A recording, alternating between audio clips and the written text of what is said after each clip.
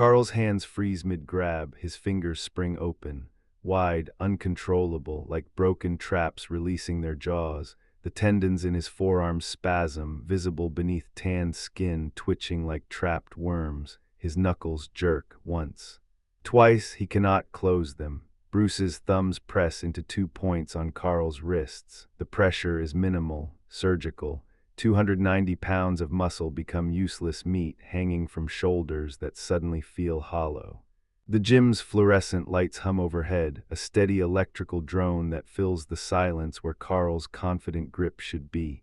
Sweat beads on his forehead, one drop, then another. They trace slow lines down his temples. His massive biceps, thick as most men's thighs, flex uselessly. The calluses on his palms, earned through 8 years of film work, countless bench presses, 500 pounds hoisted in triumph, mean nothing now. Bruce's face remains empty, calm. His fingers rest on Carl's wrists like a conductor holding silence before the downbeat. Carl's breath quickens, shallow, fast. The weight training area stretches behind them, chrome equipment gleaming. Iron plates stacked in perfect columns. His domain, his territory, but his hands won't close, and Bruce hasn't even begun.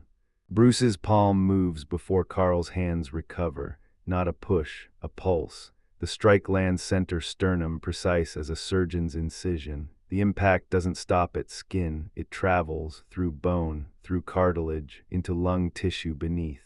A wave transmitted through Carl's entire thoracic cavity. His breath stops, not slowly, instantly. His diaphragm locks like rusted machinery.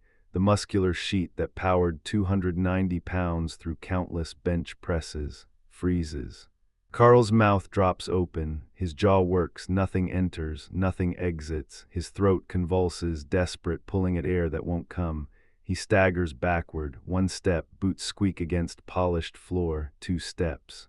The sound pierces the gym's silence, rubber dragging, frantic, 3 steps. His arms flail outward, useless appendages searching for balance that no longer exists.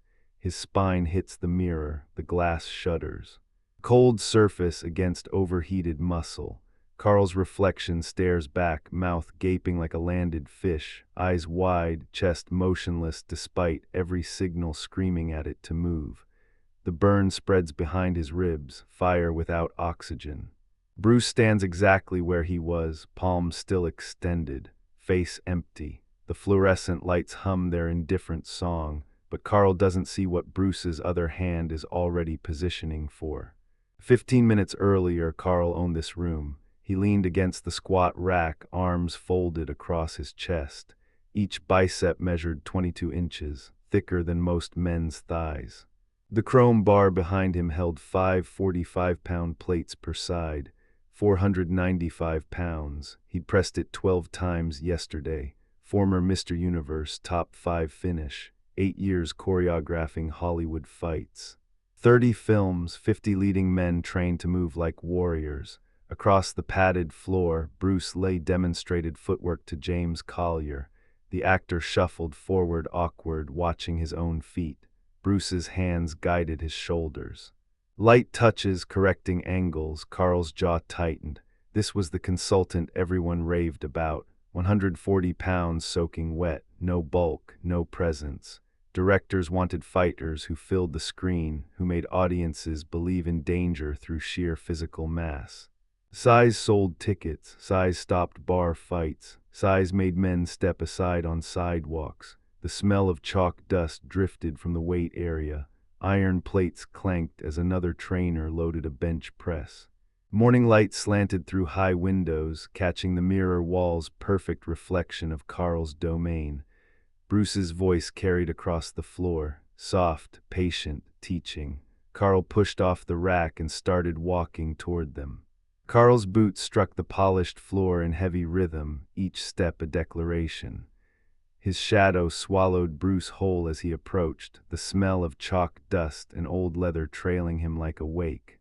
James Collier stepped aside, suddenly invisible. "So you're the kung fu consultant everyone's raving about."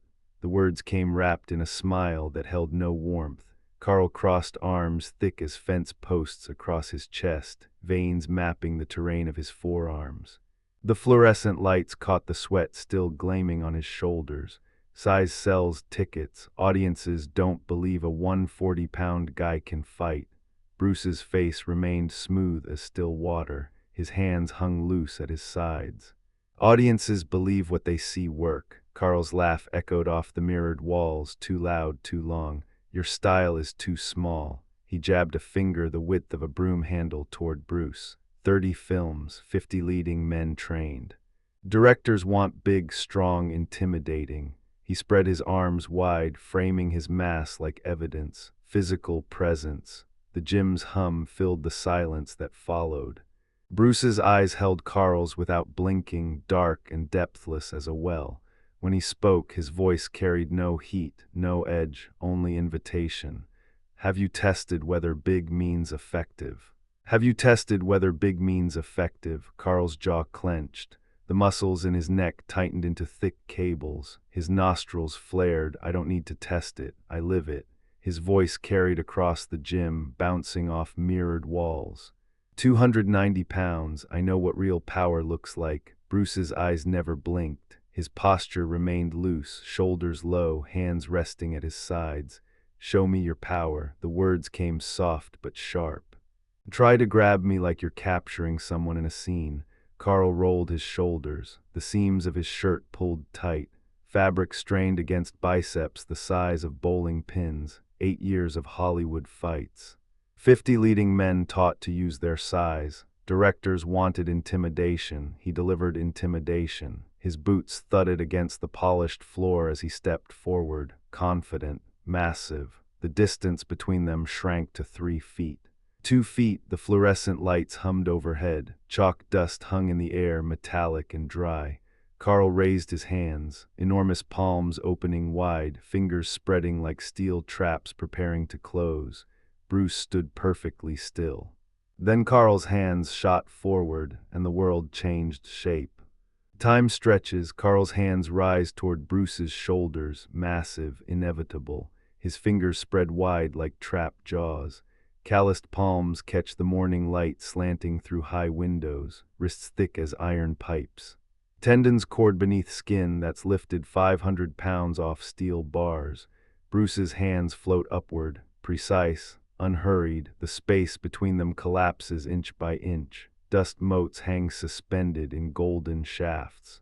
The fluorescent hum overhead fades. Carl's breath flows steady through parted lips. His weight shifts forward onto the balls of his feet, 290 pounds in motion.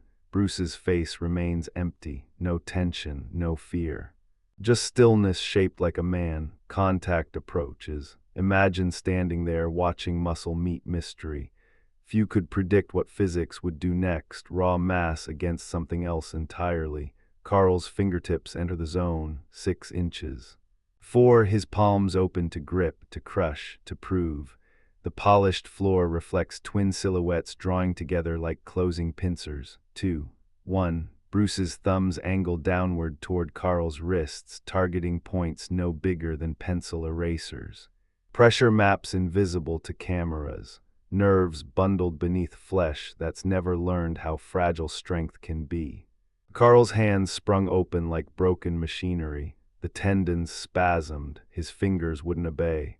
Bruce's thumbs had pressed 2 points on his wrists, just pressed, and 290 pounds of muscle became useless meat. The sternum strike followed, not a push, a pulse. The impact traveled through bone into lung tissue, and Carl's breath stopped. His diaphragm locked. He staggered backward, boots squeaking on polished floor, mouth open, gasping. Bruce's voice cut through the gym's hum. You choreograph fights where both people cooperate. I showed you what happens when one doesn't cooperate. Your 290 and 500-pound bench couldn't stop a 2-finger nerve strike.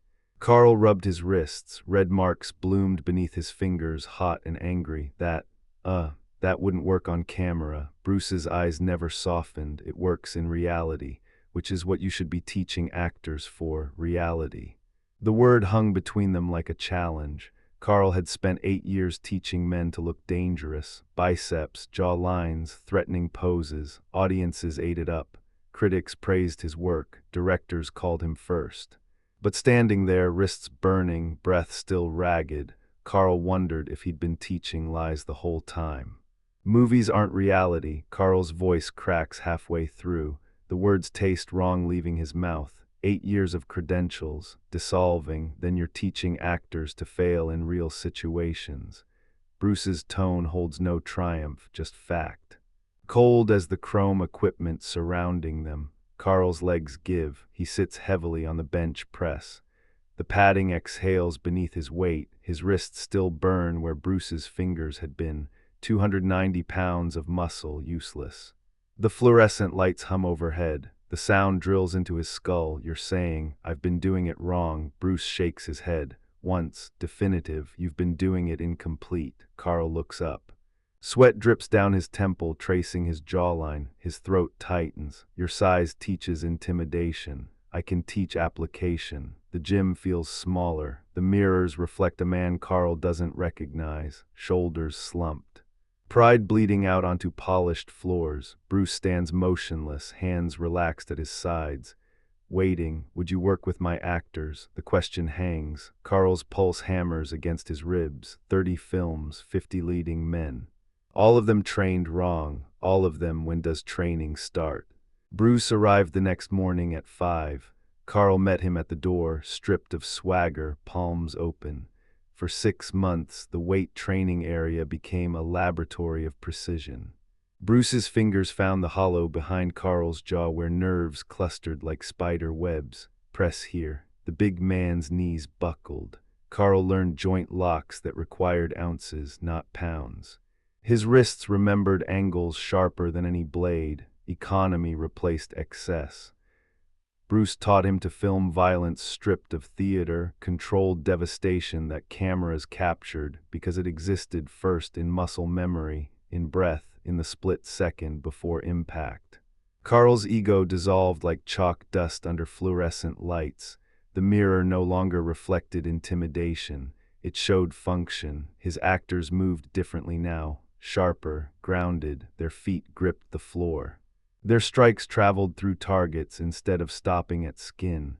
Critics noticed the change first. Realistic, they wrote, visceral. Stunt coordinators called, voices tight with curiosity, asking what Carl had discovered.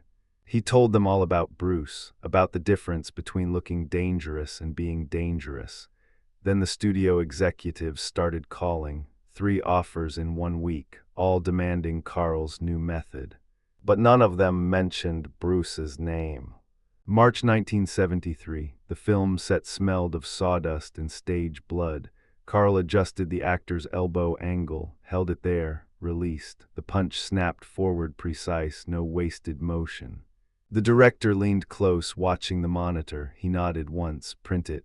A reporter cornered Carl during lunch break. Trade magazine, notebook flipped open. Your choreography's different now. What changed? Carl set down his coffee. The ceramic cup clinked against the table. Bruce Lee taught me that looking dangerous and being dangerous are different skills. I was teaching looking. Now I teach being. The reporter scribbled fast. 3 days later, an assistant director approached, his face pale. Voice tight. Have you heard? Carl's hands stopped moving. Bruce Lee's dead. The words hit like that sternum strike 2 years ago. Carl sat. The chair creaked under his weight. His throat closed. Tears came without permission, hot trails down weathered cheeks.